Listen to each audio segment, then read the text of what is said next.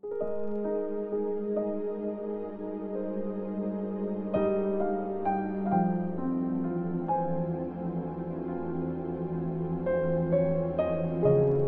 John chapter 2. Si Christ ang tumutulong sa atin.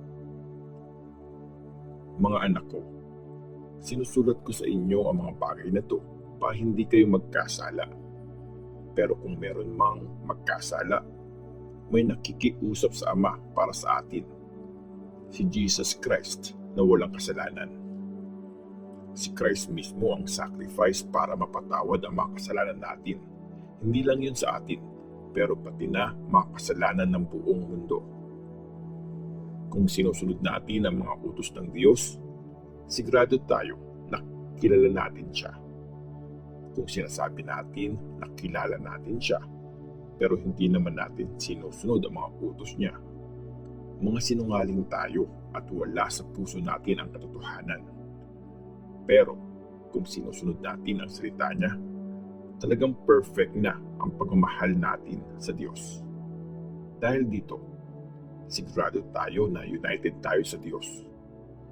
Kung sinasabi natin united tayo sa Diyos, kiyahin natin kung paano namuhay si Jesus Christ. Ang bagong utos. Mga kaibigan, itong sinusulat ko sa inyo ngayon, hindi ito bagong utos. Lumang utos na ito na nasa inyo na nung simula pa. At ito yung mensaheng narinig nyo na. Pero bagong utos na rin ang sinusulat ko sa inyo ngayon kasi nawawala na ang kadiliman at nagliliwanag na ang totoong ilaw. Nakikita ang katotohanan ito kay Christ at sa inyo rin. Kung sinasabi natin na nasa liwanag tayo, pero tinuturing naman natin kaaway ang kapatid natin, nasa dilim pa rin tayo. Pero kung mahal natin ang iba, namumuhay tayo sa liwanag at hindi tayo magiging dahilan para magkasala ang iba. Pero kung sobrang galit tayo sa iba, namumuhay tayo at naglalakad sa dilim.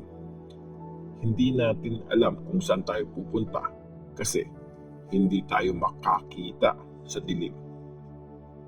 Mga anak, sumusulat ako sa inyo kasi pinatawad na ang mga kasalanan nyo dahil kay Christ. Mga tatay, sumusulat ako sa inyo kasi kilala nyo siya na nandyan na si simula pa lang. Mga kabataan, sumusulat ako sa inyo kasi natalo nyo na ang masama. Sumusulat ako sa inyo mga anak ko kasi kilala nyo ang Ama.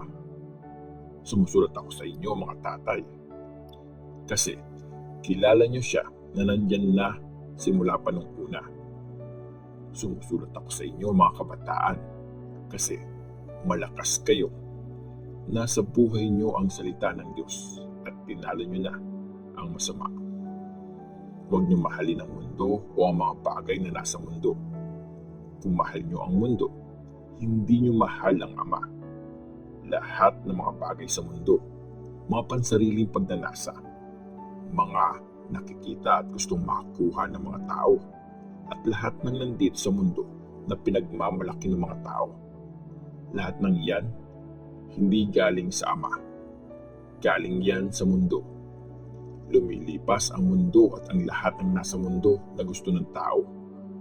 Pero forever na mabubuhay yung mga sumusunod sa gusto ng Diyos. Ang Antichrist. Mga anak, malapit na ang katapusan. Narinig nyo nang dadating ang Antichrist at ngayon, marami nang nagsulputan ng mga Antichrist. Kaya alam nating malapit na ang katapusan. Hindi naman talaga natin kasama ang mga taong ito. Kaya iniwan nila tayo. Kasi kung kasama talaga natin sila, nag-stay sana sila. Pero umalis sila para maging malinaw na ni isa sa kanila ay hindi natin totoong kasama. Pero binigay ni Christ ang Holy Spirit sa inyo at dahil dito, alam niyong lahat ang katotohanan. Sumusulat ako sa inyo, Hindi dahil hindi nyo alam ang totoo, pero dahil alam nyo yun at alam nyo na hindi pwedeng magbunga ng kasinungalingan ang katotohanan. Sino ngayon ang sinungaling? Siya yung nagsasabing hindi Christ si Jesus. Antichrist ang mga ganyang tao. Hindi nila kinikilala ang Ama at ang Anak. Yung mga nagre-reject sa Anak, nire-reject nila ang Ama.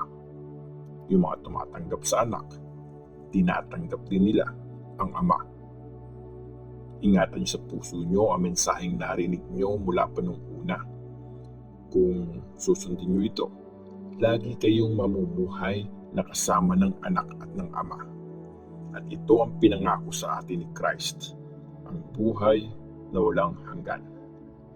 Sinusulat ko sa inyo ang mga bagay na ito para warningan kayo sa mga taong gusto kayong lukohin.